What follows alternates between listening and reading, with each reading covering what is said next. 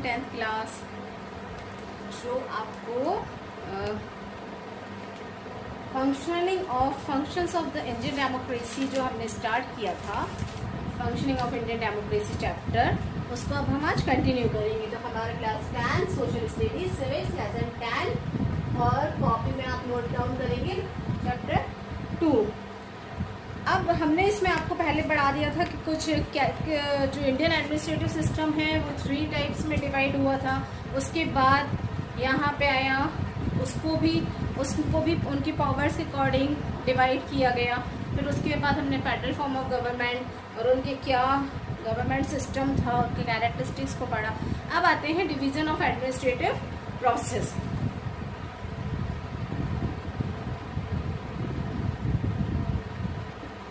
Division of administrative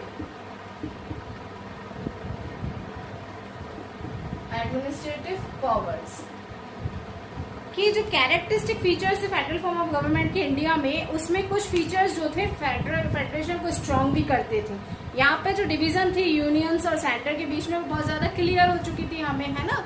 जो power थी unions की वो रेसिडुअल पावर्स कहलाती थी। ये जो पावर्स यूनियंस को दिया था उसको हम रेसिडुअल पावर भी कहते हैं।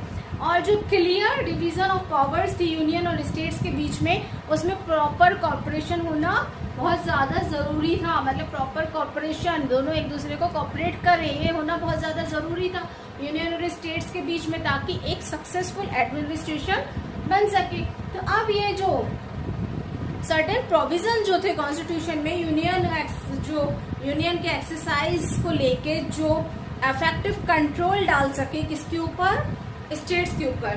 तो यहाँ पे कुछ प्रोविजंस हैं, देखिए। Directions to the state government, जो सेंट्रल गवर्नमेंट रहती है वो डायरेक्शन देती है, यानी केंद्र में जो सरकार है, पीएम है, प्राइम मिनिस्टर है, वो स्टेट गवर्नमेंट्स को डायरेक्शन देते हैं कि आपको इस तरीके से काम करना है। वो डायरेक्शंस या तो नेशनल डिफेंस, पॉलिटिकल रिलेशन या फॉरेन कंट्रीज के अंदर ये सारे डायरेक्शंस आ सकते हैं।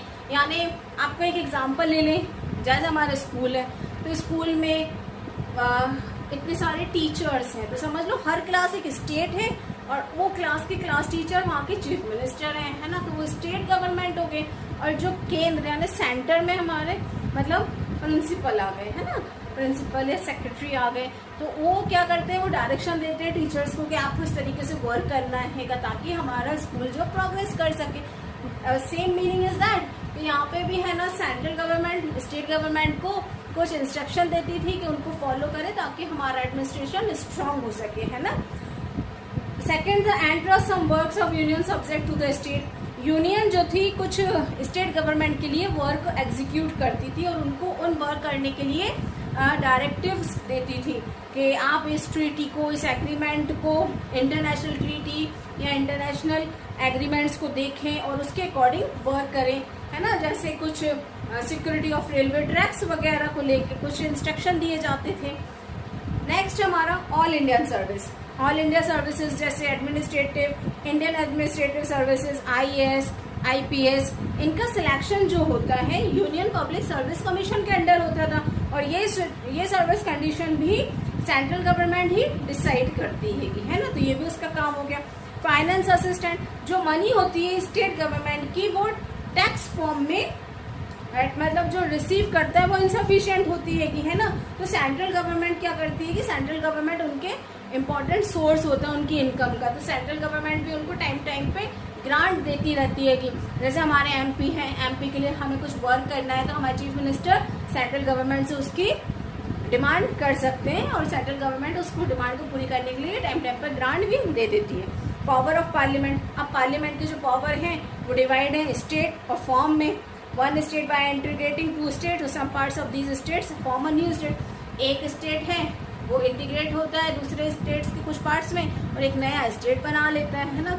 जैसे हमारा एमपी पहले छत्तीसगढ़ के साथ था, फिर उसने अलग एक छत्तीसगढ़ अलग स्टेट बना लिया, है ना। अब हैदराबाद से तेलंगाना, ये भी अलग हो गए, तो हम कह सकते हैं, है ना। फिर उसके बाद make laws on subject mention in the state list. State list में कुछ लॉज को भी मेंशन किया गया है। The state have the powers to frame laws administrative them but this power is not executed. The parliament can enact laws subject following circumstances, मतलब कुछ circumstances में इन लॉज को स्टेट किया गया है। जैसे राज्यसभा अगर देखा जाए, in case where Rajya Sabha declare a subject of state list और सब्जेक्ट ऑफ नेशनल इंपॉर्टेंस, मतलब राज्यसभा सब्जेक्ट जो होते हैं ना डिक्लेयर कर सकती है सब्जेक्ट को स्टेट लिस्ट पे के बेस पे। प्रेसिडेंट जो है इमरजेंसी डिक्लेयर कर सकते हैं, है ना। इसका राइट चीफ मिनिस्टर के पास नहीं होता, स्टेट के पास नहीं होता, सेंटर के पास होता है। स्टेट जो है मतलब president declare emergency, state level पे वो इमरजेंसी डिक्लेयर कर सकते हैं। स्टेट जो है अंडर प्रेसिडेंट रूल के अंदर आता है। लेजिस्लेटिव पावर जो स्टेट की वो ट्रांसफर की जा सकती है किसको, पार्लियामेंट को। एंड लेजिस्लेटिव असेंबली जो है passes a resolution that parliament should enact a law on a particular subject। और स्टेट लेजिस्लेटिव असेंबली अपने कुछ चीज़ों को रिसोल्यूशन कराने के लिए पार्लियामेंट में उसको भेज सकती है ताकि वहाँ के जो लॉ है उसके अकॉर्डिंग पर्टिकुलर सब्जेक्ट पे वर्क किया जा सके। अब हमारा आता है ऑर्गन्स ऑफ गवर्नमेंट। गवर्नमेंट के ऑर्गन्स देखेंगे हम।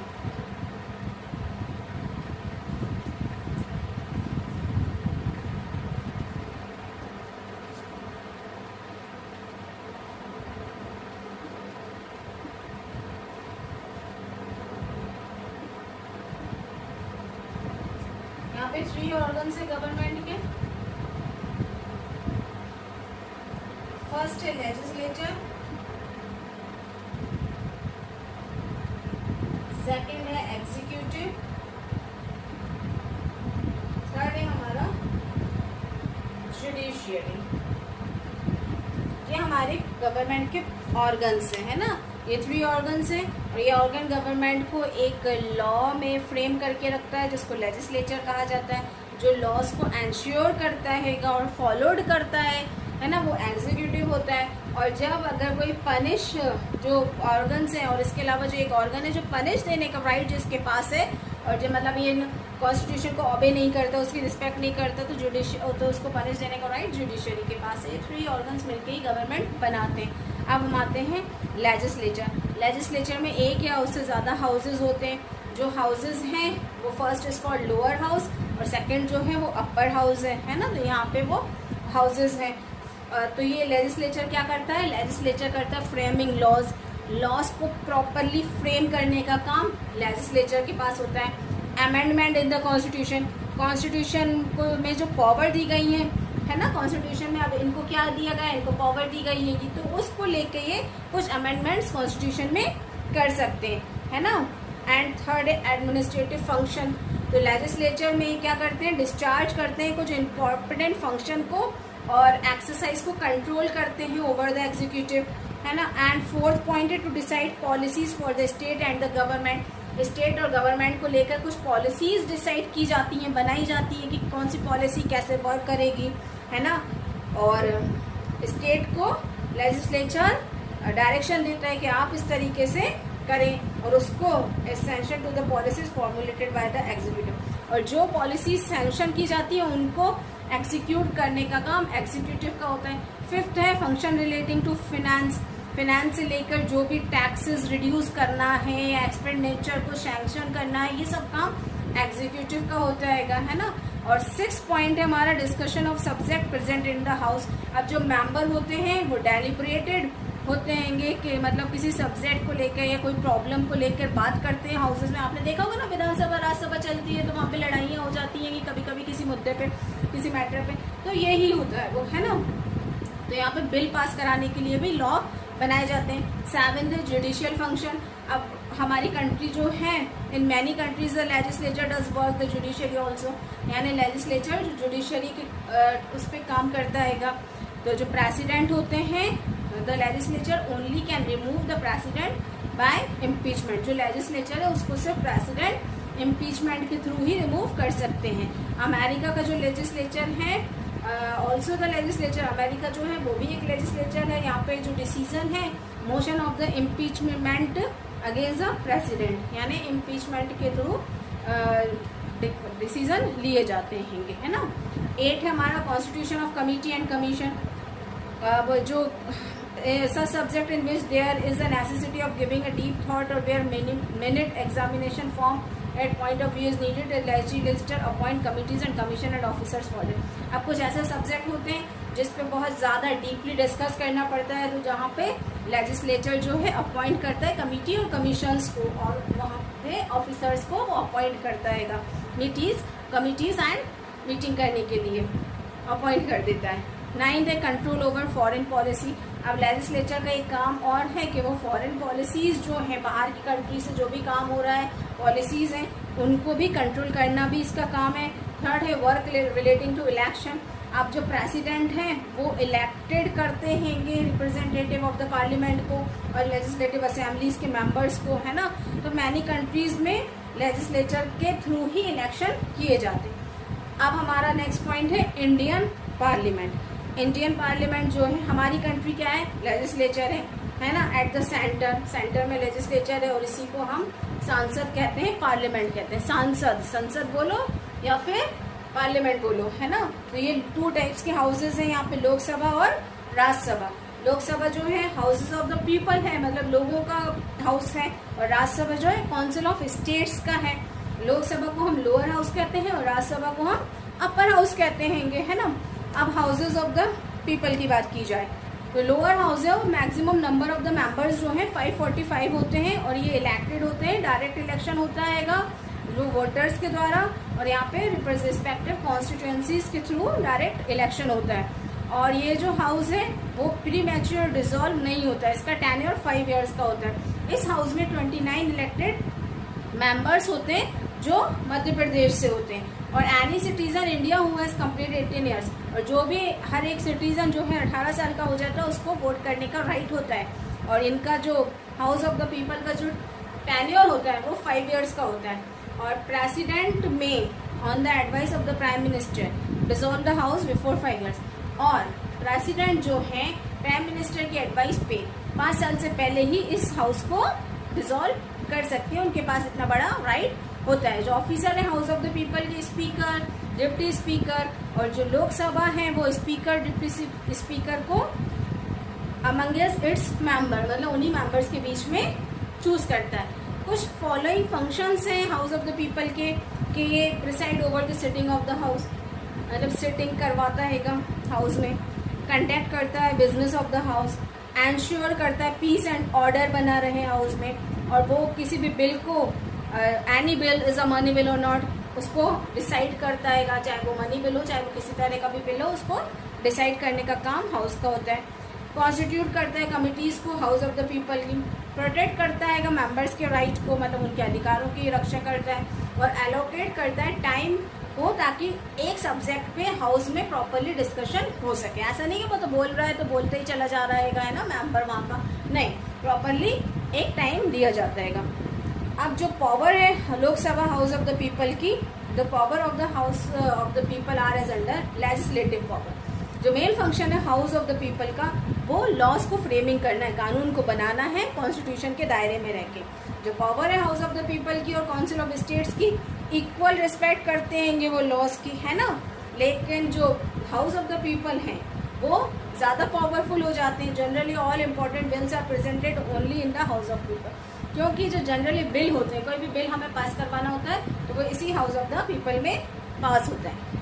अब हम आते हैं फाइनेंशियल पावर। जो कॉन्स्टिट्यूशन में हाउस ऑफ द पीपल है उसकी फाइनेंशियल पावर भी बहुत ज़्यादा बड़ी होती है कि वहाँ पे फाइनेंस के लेकर जितने भी मैटर है यहीं पे कंसर्न किए जाते हैं इसी हाउस में, उसके बाद ही इनको सैंक्शन किया जाता है।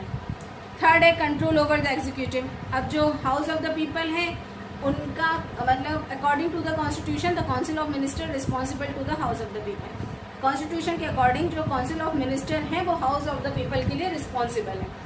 काउंसिल ऑफ मिनिस्टर जो हैं अपने पूरे कॉन्फिडेंस के साथ अपने फंक्शन को एंजॉय करते हैंगे, है ना, और सारे हाउसेस में गवर्नमेंट से वो क्वेश्चन भी पूछते हैंगे, है ना, और no confidence in respect of the government policies, और वो पूरे मतलब उनकी पूरी की तरह से वो गवर्नमेंट की पॉलिसीज को रिस्पेक्ट भी करता है।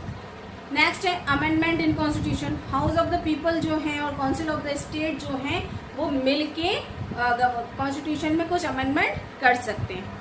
Election of the president and the vice president. जो प्रेसिडेंट इलेक्टेड होते हैं वो member of the electoral college consisting elected members of both house of the parliament and elected member of the legislative assemblies of the state. यानी दोनों houses of the parliament और जो elected members होते हैं legislative assemblies के, वो मिलके, और इलेक्टोरल कॉलेज जो होते हैं उनके मेंबर्स मिलके president is elected by the, और प्रेसिडेंट उनको प्रेसिडेंट के द्वारा उनको इलेक्ट किया जाता है। अब हम आते हैं forum of people's view. Since the house of the people is the house of the member elected by the public. अब जो हाउस ऑफ द पीपल है या हाउस ऑफ द मेंबर है वो पब्लिक के थ्रू इलेक्ट होते हैं, तो जो व्यूज होते हैं expressed by the members are considered be the views of the people. तो जो व्यूज मेंबर्स हाउस में रखते हैं वो व्यूज किसके होते हैं? पीपल के होते हैं, है ना, लोगों के व्यूज होते हैं। The house of the people is a mirror of the people aspiration and feeling. तो हाउस में जो लोग हैं, यानी विधानसभा जो लोकसभा में जो लोग हैं, है ना, तो उसमें वो क्या है? मिरर हैं, वो आईना है किसका? लोगों का, कि लोग क्या कहना चाहते हैं उनकी बात वो उस हाउस में रखते हैं। अब हमारा आता है council of state, Rajya Sabha. Second house जो है वो है पार्लियामेंट का काउंसिल ऑफ स्टेट, जिसको राज्यसभा भी कहा जाता है, और ये upper house of the parliament कहते हैं, और ये परमानेंट हाउस होता है और it can not be dissolve. जैसे हमने लोकसभा की बात करी थी, वो लोअर हाउस है लोकसभा, उसको प्रेसिडेंट 5 साल से पहले भी डिसॉल्व कर सकता है, वो टेम्परेरी हाउस है। लेकिन ये जो राज्यसभा है वो परमानेंट हाउस है और उसको डिसॉल्व नहीं किया जा सकता। इसकी मेंबरशिप के लिए देखिए, मैक्सिमम नंबर जो है member of the council state के 250 हैं। 238 मेंबर्स जो हैं वो इलेक्टेड होते हैं लेजिस्लेटिव असेंबलीज के द्वारा स्टेट की। रिमेनिंग 12 जो मेंबर्स है वो नॉमिनेटेड करता है प्रेसिडेंट हमारे इंडिया के और कैबिनेट मिनिस्टर्स के साथ मिलके। एंड ये मेंबर क्या करते हैं? कुछ फेमस पर्सनैलिटीज होते हैं, literature, art, culture, social service और पब्लिक लाइफ के बीच में से ही कुछ फेमस पर्सनैलिटीज है, उनको सिलेक्ट किया जाता है। रिमेनिंग 12 मेंबर्स को, जो बचे हुए 12 हैं उनको। There are 11 members from Madhya Pradesh in the council of state, और हमारे मध्य प्रदेश में 11 मेंबर्स है काउंसिल ऑफ स्टेट्स की। क्वालिफिकेशन क्या होती है इनकी? इनकी क्वालिफिकेशन है कि ये मेंबर होते हैं, इनको मतलब मेंबर होना चाहिए किसके? हाउस ऑफ द पीपल के। ओनली डिफरेंस इज दैट जो मेंबर है काउंसिल ऑफ स्टेट की उनकी 30 ईयर्स एज होनी चाहिए, और जो मेंबर है हाउस ऑफ द पीपल की उनकी 25 ईयर्स होनी चाहिए। हम काउंसिल ऑफ स्टेट की बात कर रहे हैं, मीन्स हम राज्यसभा की बात कर रहे हैं, और हाउस ऑफ द पीपल की बात कर रहे हैं मतलब हम लोकसभा की बात कर रहे हैं। अब इनका जो प्रोसीजर है इलेक्शन का वो देखें। जो मेंबर है काउंसिल ऑफ स्टेट के, ये मेंबर लेजिस्लेटिव असेंबली के द्वारा इलेक्ट किए जाते हैं, है ना। और यहाँ पे जो टेन्योर है, मतलब इनका जो टाइम है, एक बार ये जीत गए तो ये कितने साल तक के लिए बने रह सकते हैं? 6 ईयर। सिर्फ एक राज्यसभा ही है जिसमें जो टाइम पीरियड होता है वो कितना होता है? 6 ईयर्स होता है। और 1/3 जो मेंबर होते हैं वो रिटायर होते हैं एवरी 2 ईयर्स में, और उसकी जगह नए मेंबर्स को इलेक्ट किया जाता है। तो ये कंटिन्यूटी जो टेन्योर की है काउंसिल ऑफ स्टेट्स की बनी रहती है। अब हम देखिए ऑफिसर्स ऑफ पार्लियामेंट, जो चेयरमैन और डिप्टी चेयरमैन होता है काउंसिल ऑफ स्टेट का, है ना, ये ऑफिसर्स की बात कर रहे हैं। एक चेयरमैन, एक deputy chairman of the council of state. Vice president जो इंडिया के होते हैं, एक्स ऑफिशियो चेयरमैन होते हैं काउंसिल ऑफ राज्यसभा के। जो मेंबर है काउंसिल ऑफ स्टेट के उनको इलेक्ट किया जाता है 1 मेंबर किसके बीच में? Amongst them as a vice chairman, यानी उन्हीं के बीच में से सिलेक्ट किया जाता है जिसको वाइस चेयरमैन बनाया जाता है। ये ड्यूरेशन जो है office of the vice chairman का 6 ईयर का है। और जो फंक्शन है चेयरमैन के, preside over the meeting of the Rajya Sabha and conduct the business of the house. Function क्या है? ये प्रेसाइडिंग करते हैं मीटिंग्स को राज्यसभा की और बिजनेस ऑफ द हाउस को कंडक्ट करते हैं। अब काउंसिल ऑफ स्टेट्स की पावर देखिए, इनकी जो पावर है वो है लेजिस्लेटिव पावर। ये अपने पावर को एंजॉय करते हैं, है ना, और ये जो बिल वगैरह पास होते हैं उसमें भी ये पूरा का पूरा एंटायर हाउस जो है वो बिल को पास कराने में लग जाता है। नेक्स्ट इनका फंक्शन है, नेक्स्ट इनकी पावर है, मतलब है ना, जो बिल पास होते हैं वो इन्हीं के हाथों में है, power of the council of state के, ये बिल पास करना है कि नहीं करना है। फाइनेंशियल पावर, फाइनेंस बिल जो होते हैं वो इसी हाउस, मतलब जो only in the house of the people initiated, कहाँ पे होते हैं ये finance bill? House of the people में। In respect of the financial matter, power of the Council of State are negligible. Any money bill is sent to the Council of State only for the consideration after represent in the House of the People, and it has been passed by it within 40 days. जब एक बार money bill house of the people में आ गया तो उसके बाद इसको कहाँ पे भेजा जाता है कंसिडर करने के लिए? राज्यसभा में, मतलब काउंसिल ऑफ स्टेट्स में भेजा जाता है और 14 डेज के अंदर इसको पास किया जाता है। कंट्रोल ओवर द एग्जीक्यूटिव, इनका जो थर्ड फंक्शन पावर है वो है control over the executive, executive के ऊपर कंट्रोल करना। जो मेंबर है काउंसिल ऑफ स्टेट के वो कंट्रोल करते हैं कैबिनेट ऑफ मिनिस्टर्स को, उनसे क्वेश्चन पूछते हैं हर पब्लिक इंटरेस्ट के मैटर को लेकर है। इसी तरह जो एक दूसरा फंक्शन है कि like the member of the house of the people, मतलब हाउस ऑफ द पीपल के मेंबर की तरह ही काउंसिल ऑफ स्टेट के मेंबर्स के पास भी इलेक्शन में पार्टिसिपेट करने का, मतलब प्रेसिडेंट और वाइस प्रेसिडेंट का जो इलेक्शन होता है उसमें पार्टिसिपेट करने का राइट होता है।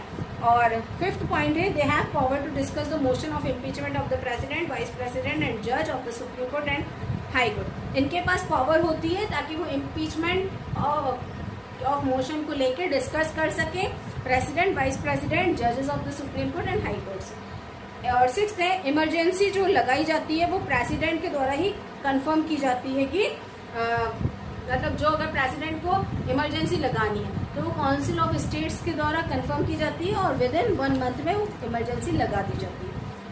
7 पॉइंट है काउंसिल ऑफ स्टेट जो है कुछ उसके स्पेशल पावर्स हैं जो हाउस ऑफ द पीपल के पास नहीं होते हैं, है ना। मतलब जैसे ऑल इंडियन सर्विसेज कराने का काम हाउस ऑफ द पीपल का नहीं है, वो काउंसिल ऑफ स्टेट का है। और कुछ स्टेट लिस्ट को सबसेट करने के लिए डिक्लेयर करना भी काम किसका है? काउंसिल ऑफ स्टेट का है।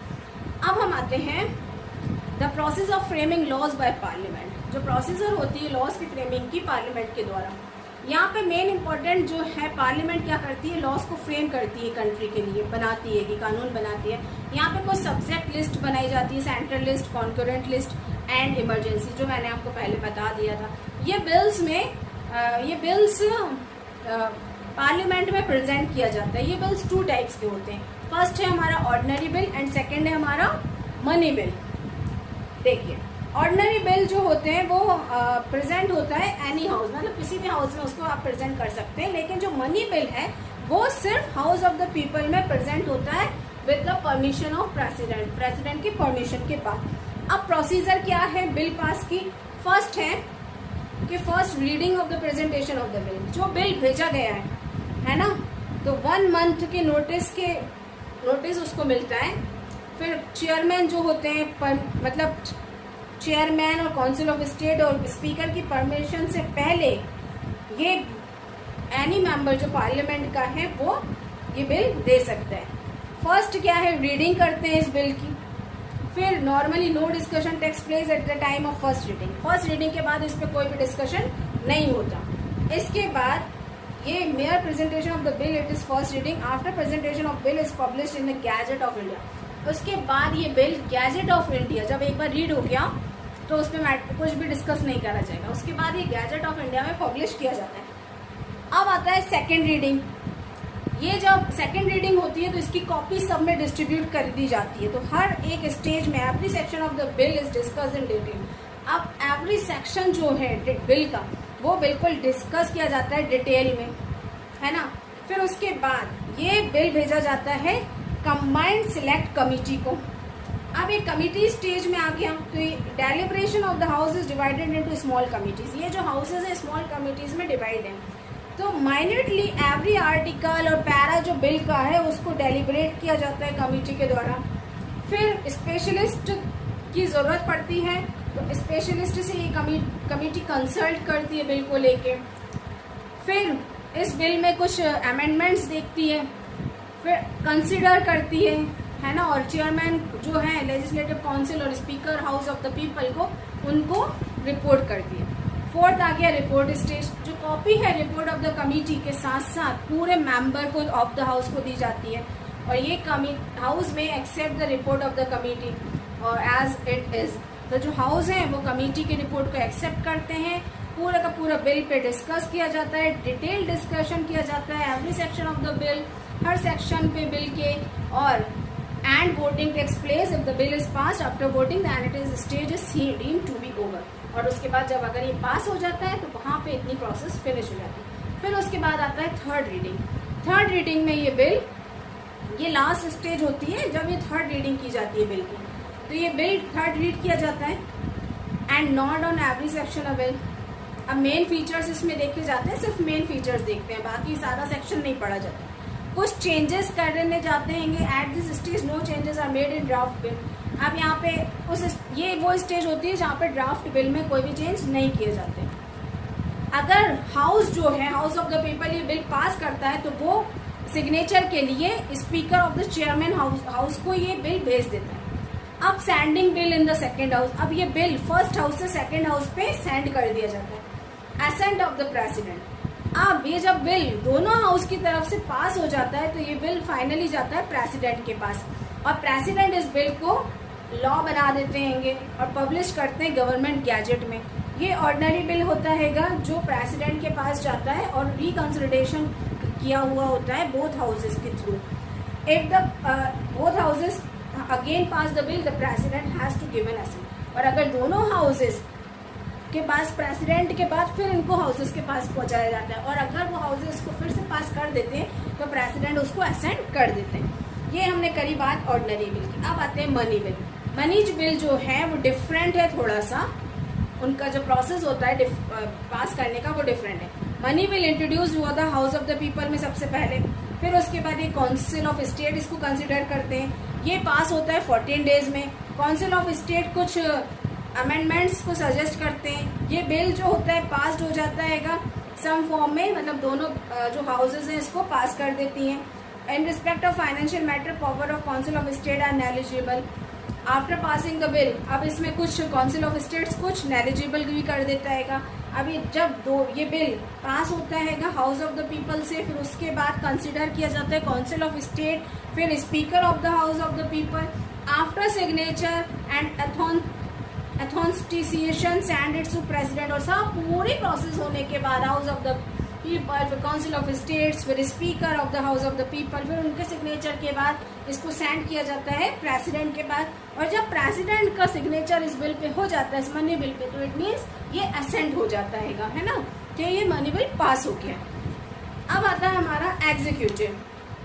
एग्जीक्यूटिव एक अनदर इम्पोर्टेंट ऑर्गन है। अभी हमने क्या पढ़ा था, ऑर्गन्स पढ़ रहे हैं ना हम, तो ऑर्गन्स में हमने क्या देखा था, फर्स्ट लेजिस्लेचर, अब क्या है एग्जीक्यूटिव। ये भी एक अनदर इम्पोर्टेंट ऑर्गन है गवर्नमेंट का, जहाँ पे रिस्पॉन्सिबल होते हैं ये फेडरल सिस्टम है कंट्री का। एग्जीक्यूटिव 2 टाइप्स के होते हैं, सेंट्रल एग्जीक्यूटिव जहाँ पे सेंट्रल एडमिनिस्ट्रेशन होता है, और स्टेट एग्जीक्यूटिव जहाँ पे स्टेट एडमिनिस्ट्रेशन होता है। जो सेंट्रल एग्जीक्यूटिव होते हैं उसमें president, prime minister, cabinet of the minister आते हैं। First president of India was doctor Rajendra Prasad and first prime minister was Pandit Jawaharlal Nehru. ये कौन थे, ये सेंट्रल एग्जीक्यूटिव कहलाते हैं। अब आते हैं हम प्रेसिडेंट। प्रेसिडेंट जो है यूनियन, इंडियन यूनियन हेड है प्रेसिडेंट। प्रेसिडेंट इलेक्टोरल कॉलेज के थ्रू इलेक्ट होते हैं। ये कंप्राइजेज मेंबर होते हैं बोथ हाउसेस के, जो इनको इलेक्ट करते हैं। अब इस पोस्ट ऑफ द प्रेसिडेंट की जो क्वालिफिकेशन है वो क्या होनी चाहिए कि इंडिया के सिटीजन होने चाहिए, इनकी एज 35 ईयर्स होनी चाहिए, इनकी क्वालिफिकेशन होनी चाहिए कि पार्लियामेंट के मेंबर रह चुके हों, और किसी भी ऑफिस और किसी भी गवर्नमेंट ऑफिस में इनका कोई भी प्रॉफिट नहीं होना चाहिए। अब पावर क्या हैगी प्रेसिडेंट की, कॉन्स्टिट्यूशन के अकॉर्डिंग अगर देखा जाए तो इनकी पावर जो है वो बहुत ज़्यादा बड़ी है ना। सेंट्रल एग्जीक्यूटिव की जो पूरी पावर है इनके हाथों में ही होती है कि, और ये 42nd अमेंडमेंट जो कॉन्स्टिट्यूशन था उसके अंडर इनको कुछ फंक्शंस प्रोवाइड किए गए हैं, और ये according to the advice of the cabinet and such advice shall be binding upon on, और ये कैबिनेट के साथ मिलके कुछ फंक्शंस कर सकते हैंगे। अब यहाँ पे जो पावर्स है प्रेसिडेंट की वो है कि यूज अंडर ऑर्डिनरी कंडीशन और पावर ड्यूरिंग पीस टाइम, मतलब ऑर्डिनरी कंडीशन में और पावर के टाइम पे ये ड्यूरिंग पीस टाइम में, मतलब ऑर्डिनरी कंडीशन होती है ना उसमें, और अंडर एक्स्ट्रा ऑर्डिनरी कंडीशन और पावर ड्यूरिंग इमरजेंसी, मतलब जब हमारी कंट्री में एक्स्ट्रा ऑर्डिनरी कंडीशन आ जाए या कुछ इमरजेंसी लग जाए तो पावर इनके हाथों में है कि ये क्या कर सकते हैं। तो ये हमारा यहाँ तक हो गया है कंप्लीट। अब हमारा आता है power of executive. Power of executive की पावर क्या है कि ये अपॉइंटमेंट करता है प्राइम मिनिस्टर और मिनिस्टर को। यहाँ पे जो एग्जीक्यूटिव है उसकी पावर क्या है कि ये जो प्रेसिडेंट हैं, है ना, वो अपॉइंट करते हैं लीडर्स को, एंड ये पार्टी करती है कि प्राइम मिनिस्टर को which has won the election with majority, जो मेजोरिटी के साथ पार्टी जीतती है वो अपने प्राइम मिनिस्टर को चूज कर लेती है। तो ये पावर किसकी है? एग्जीक्यूटिव की। सेकेंड है वर्क रिलेटिंग टू अपॉइंटमेंट। ये प्रेसिडेंट जो है governors of state, ambassadors for foreign countries, union public service commission, controller, auditor of India, इन सब ऑफिसर्स को अपॉइंट करने का काम भी इनका ही होता है। लेजिस्लेटिव पावर भी इन्हीं के हाथों में ही होती है, एग्जीक्यूटिव पावर में ही लेजिस्लेटिव पावर आती है। फोर्थ है फाइनेंशियल पावर। फाइनेंशियल पावर जो है, चाहे मनी बिल हो, हाउसेस में पास होना है कि नहीं होना, ये भी सब इसी के अंडर आता है। फिफ्थ है जुडिशियल पावर। जुडिशियल पावर में चीफ जस्टिस जो सुप्रीम कोर्ट के हैं और जो जजेस हैं हाई कोर्ट के और अदर कोर्ट के जो जजेस हैं, उनको अपॉइंट करने का काम भी प्रेसिडेंट का होता है। जो प्रेसिडेंट है वो, उनके पास पावर ऑफ गिविंग पार्डन भी होता है। बी है power with respect to arm force, और जो प्रेसिडेंट हैं वो सुप्रीम कमांडर होते हैं आर्म फोर्सेस के, नेवी, आर्मी हो चाहे एयरफोर्स हो। सी है पॉलिटिकल पावर्स। प्रेसिडेंट जो हैं पूरे हेड ऑफ स्टेट्स होते हैं, और पूरी की पूरी पॉलिटिकल डेलीगेट्स जो हैं फॉरेन कंट्रीज वगैरह, उसकी पावर भी हमारे प्रेसिडेंट के हाथों में ही होती है ना। अब आता है emergency power of the president. President की कुछ इमरजेंसी पावर्स भी हैं जो हम अपने नेक्स्ट क्लास में डिस्कस करेंगे। Okay, thank you so much.